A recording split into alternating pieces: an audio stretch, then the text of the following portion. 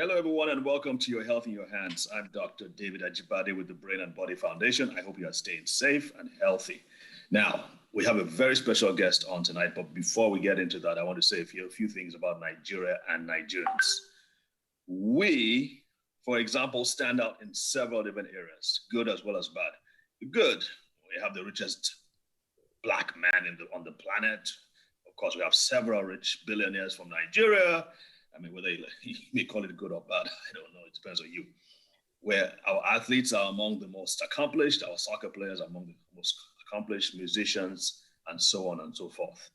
In the bad, especially when it comes to health, we tend to not to do so well. We are amongst the worst lifespans and life expectancies in the world. In fact, in Africa, where we're supposed to be the lion of Africa, we are number 3 when it comes to lifespan and health. Out of 54, we're third from the bottom, not third from the top, we're third from the bottom. In addition, we have amongst the worst maternal and child morbidities, maternal mortality, maternal deaths at the time of birth of the children, just behind India. India is the only one that surpasses us. So in many regards, we're not doing too well.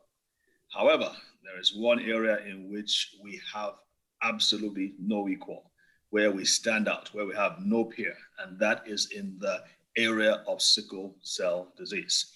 Now, this being the week of and the day of sickle cell, the World Sickle Cell Day, I thought it was fitting for us to look at this and face it head on, because not only are we number 1 in the world, we have over 4 million people with sickle cell disease.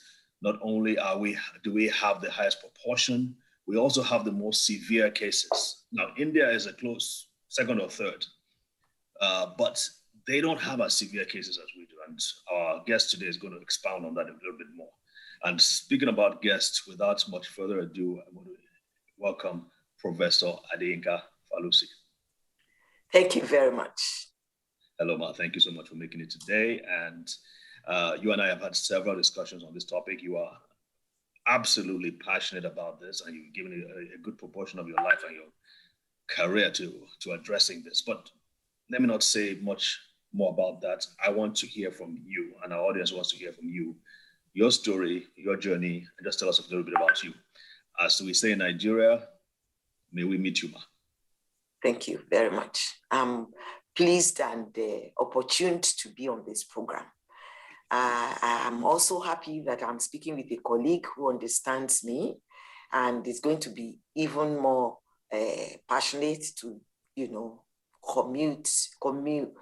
communicate with his team on this topic, because we are both working for the good of the patients.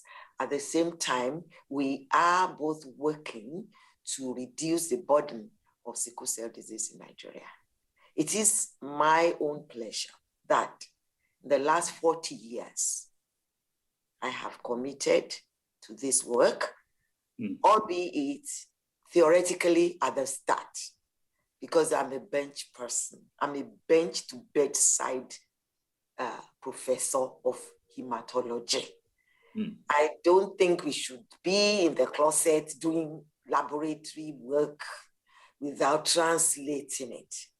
Translational research is my passion.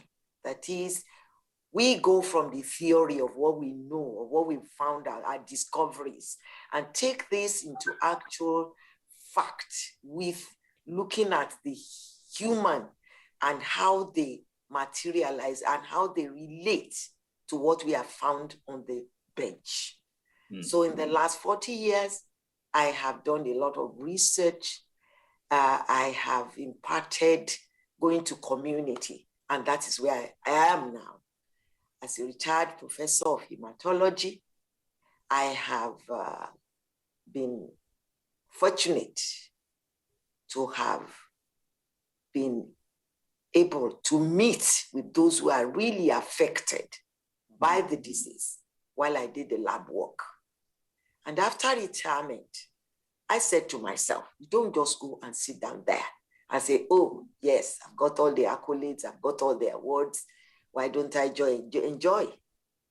I decided that before I left the bench, I was already communicating with the public, with the patients. They call themselves warriors. I'm in tune with them. And we talk. In fact, they call me like we are in the same family. They are members of my family because these are Nigerians who deserve a lot from us all. Any of us can contribute to their lives. And that is what I signify. Wow, that's absolutely amazing, Ma. But let me ask you this for the sake of our viewers. What does being a professor of hematology actually mean?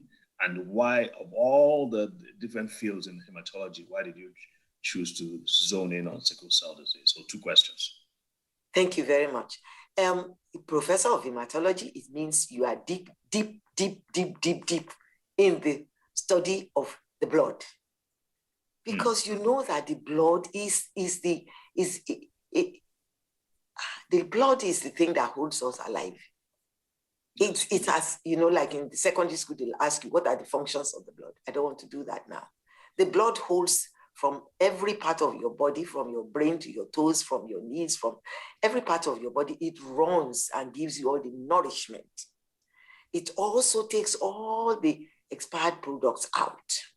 And when anything happens that it cannot do any of those functions, then there's trouble. There's trouble everywhere.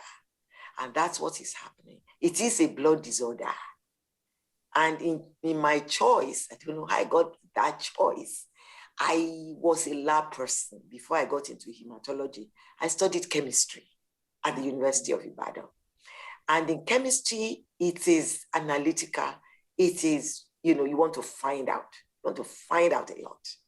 And so when I crossed over to hematology, I took over the aspect of analytical, that is looking at the blood, not as medical doctors examining them, looking at the blood. What does it contain? What is a good type of blood to have? How does that make you a normal, healthy person? So that is my vocation.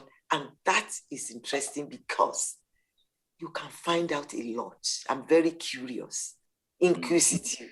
I love to find out new things. And when I chose that area, it has been an explosion of knowledge for me. So I've enjoyed it. Even up until retirement, I was getting awards. And right now I'm getting another award this month, because Really? there's much to do.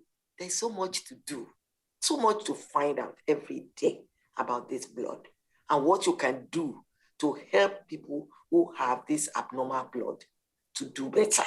There are things we can do and there are things we cannot do. But you know all this and then you charge the public, you charge the patients and tell them, these are things you can control. These are things you cannot control. So let us do something about it. All right, we're going to take a short break now, folks, and we will be right back.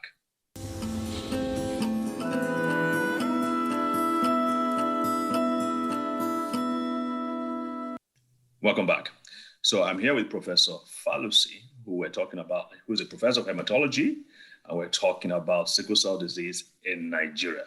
So, Prof, let's talk about sickle cell disease in Nigeria. How bad is it really?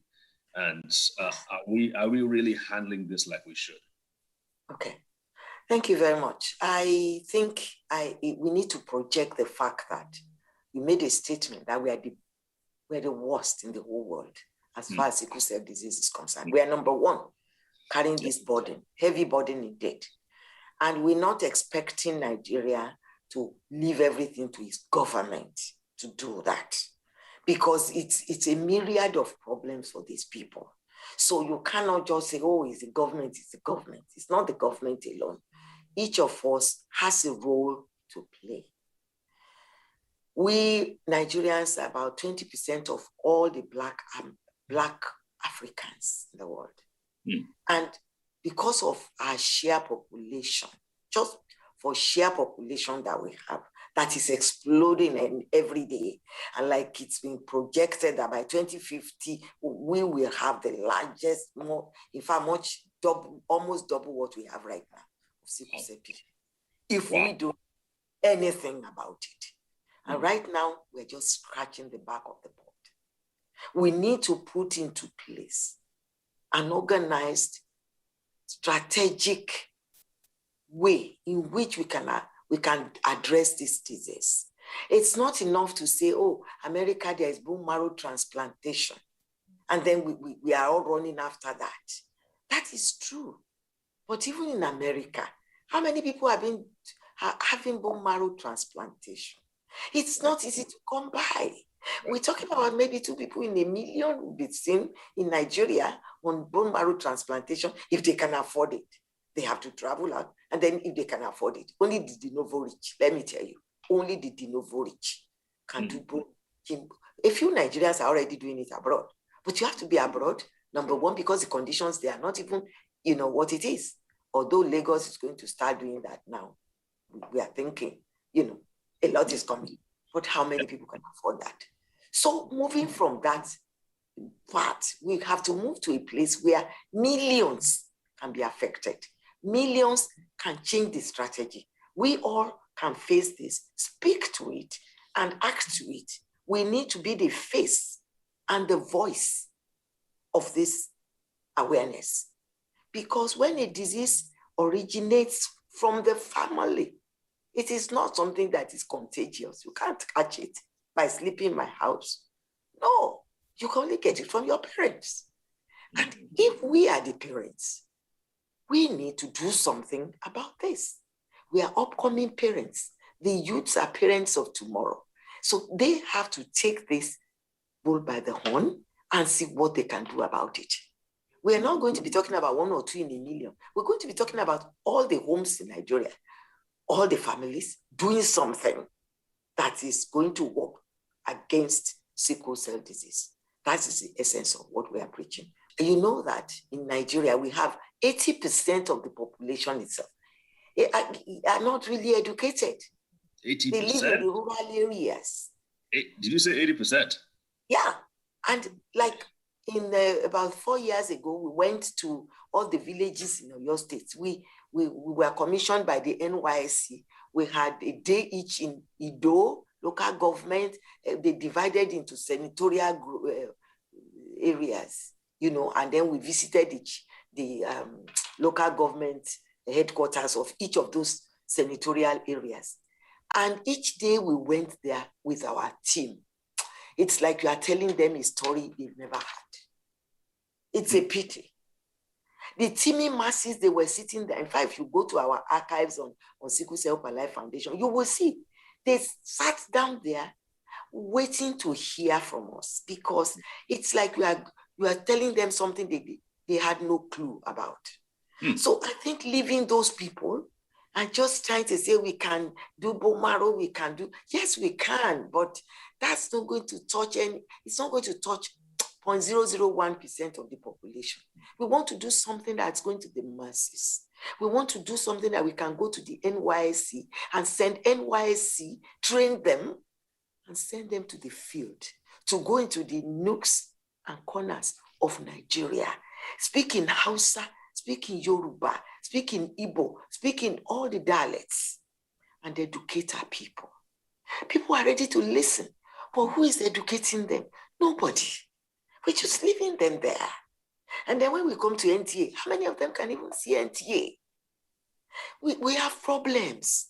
And until we go to the root of our problems, we are not addressing it.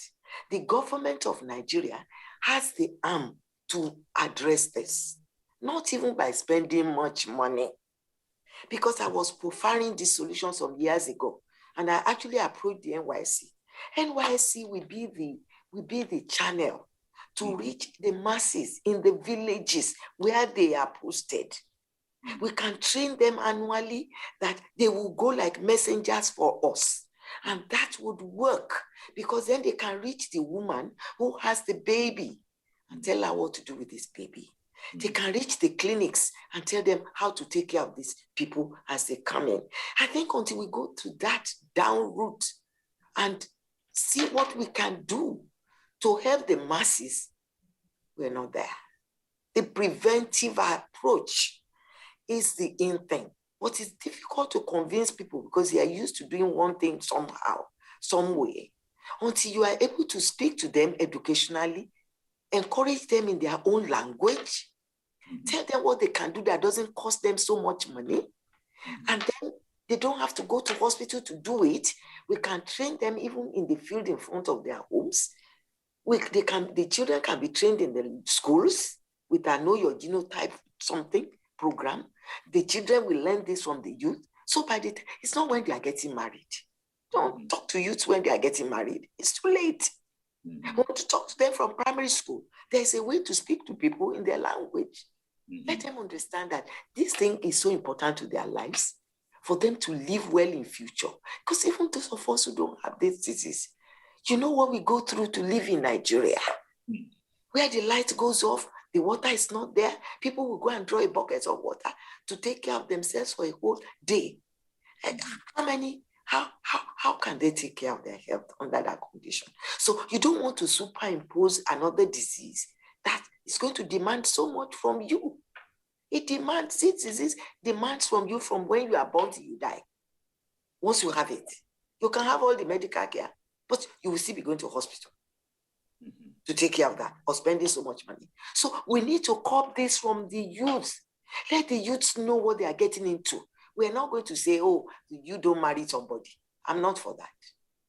I will counsel you. You do your own thinking and you take your own decision. It is called informed decision. Yes, and the parents can help themselves.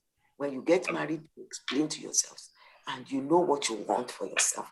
Your family is the one that bears this burden when this child is born. That's right. So this is the way we are going. The preventive is the area to go. Sorry, Prof, we have to take a short break here and we'll be right back to continue that discussion. Thank you. Stay tuned, folks. Bye.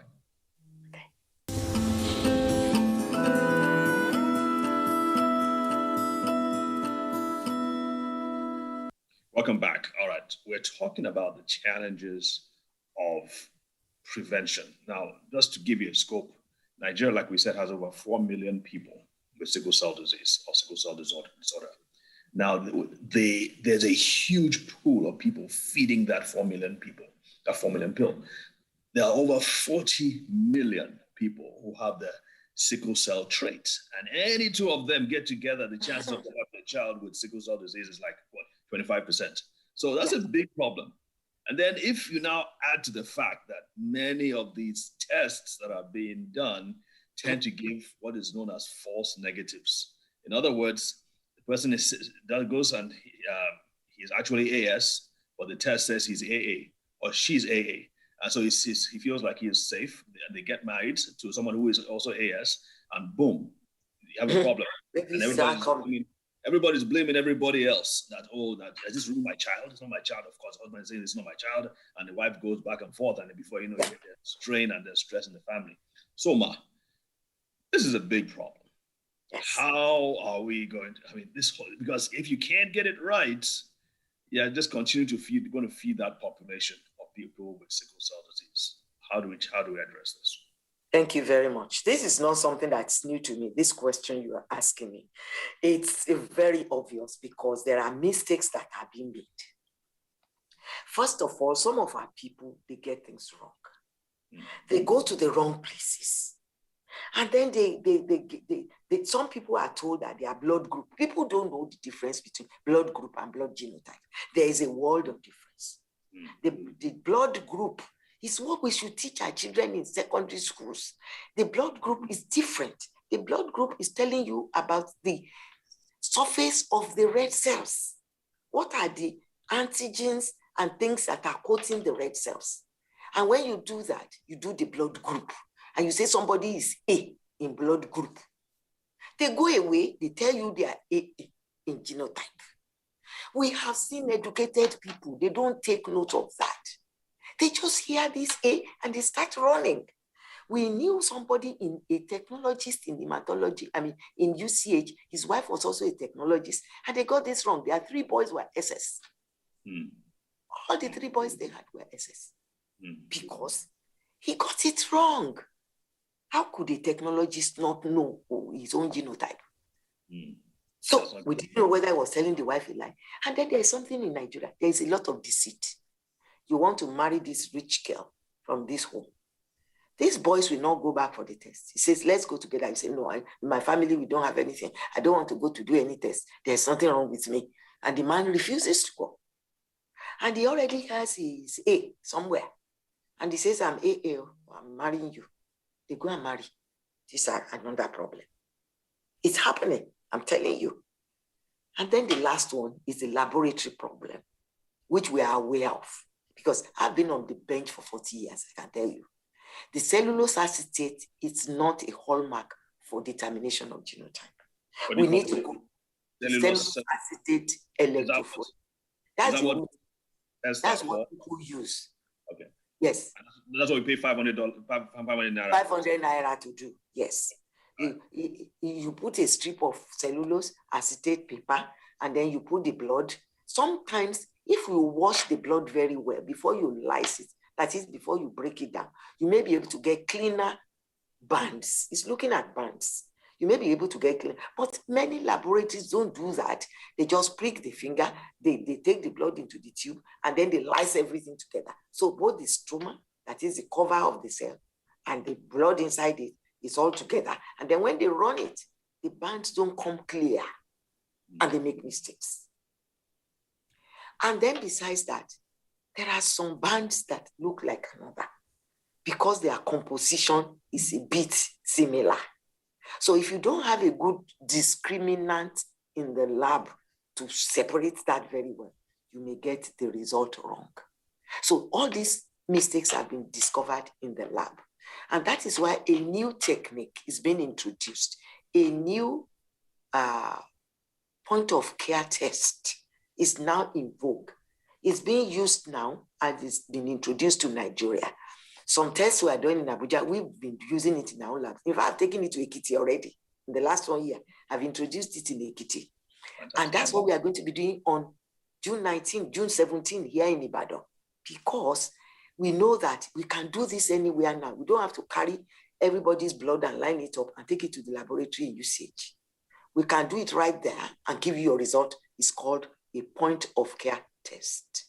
We take each person's own, we do it individually there, and it's simple from the strip to the liquid to be used, and we can do the diagnosis immediately, and we can give you the result immediately. So you don't have to go and mix it with another person's sample and realign wrongly or something like that. So this point of care test is very easy to come by. We buy it. We too buy it.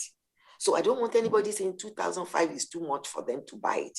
I pay that and I do it for free. But how many Nigerians can I do for free? Exactly. I'm not a million. This is where the government needs to come in, the state government. Yes, but it's not even only government. I must say we couldn't be. The government has too many things to do. We ourselves have to be responsible for our health. Anywhere in the world, you don't stand back and say government. 2005 is not above most people. They would rather buy a Shoebi with their 2005. Ankara is 2005. But if they say do this test for all your children and get it right, I don't think we should be grumbling and complaining to government. Because government is not going to be with you in the night when your child is sick. You pay the 2005, let them go to where we are doing this correctly, get it done once and for all, and keep it. And that will help you in your decision in the future. You don't repeat it many times if you do it right. And you can come to Sickle Cell Hope and Life Foundation in Lubadon Estate or in UCH. We are having collaboration with UCH. You can get there, ask for Sickle Cell Hope and Life Foundation. We'll do it for you all within a few minutes. And you get your result individually. And there will be no mistakes. There is also another test that is called HPLC. It's more sophisticated. The doctors refer people to us to do it. It's 6,005 per test. That is the gold standard, where it's confirmation that when you do the POCT, you can also come and thank your blood for that one. and then we will do it. The machine will put all the haplotype, that is all the different blood portions. You will see it yourself in a graph, and then there can be no mistake. That's the gold standard. But we can't do that for everybody because it's very expensive. But the point of clear test, I'm telling you, is about 95%. It's 99% correct. A paper has. You can't do that for everybody, and besides, you are just in Ibadan. Exactly. There are people all over that need it. So yes, we can take it. We can have partnership with even village places. If we train the nurses in the place, they can do POCT. A very simple method. It doesn't require any special technique. You just train them, and there is no equipment, no special equipment. It's just the kit and water. The kit and water. That's pure really water, the ordinary water. That's really good news. But at this point, we're going to have to wrap it up, Ma. And just to let our viewers know that this is not the last time you're going to see Prof. She's going to be back. And we're going to continue talking. Continue our discussion. But at this point, we do have to shut it down at this point. As for now, we have to end this now. Please join us on Saturday for the conclusion of this talk. God bless. Stay tuned. Stay healthy. Stay safe. Be strong. Bye.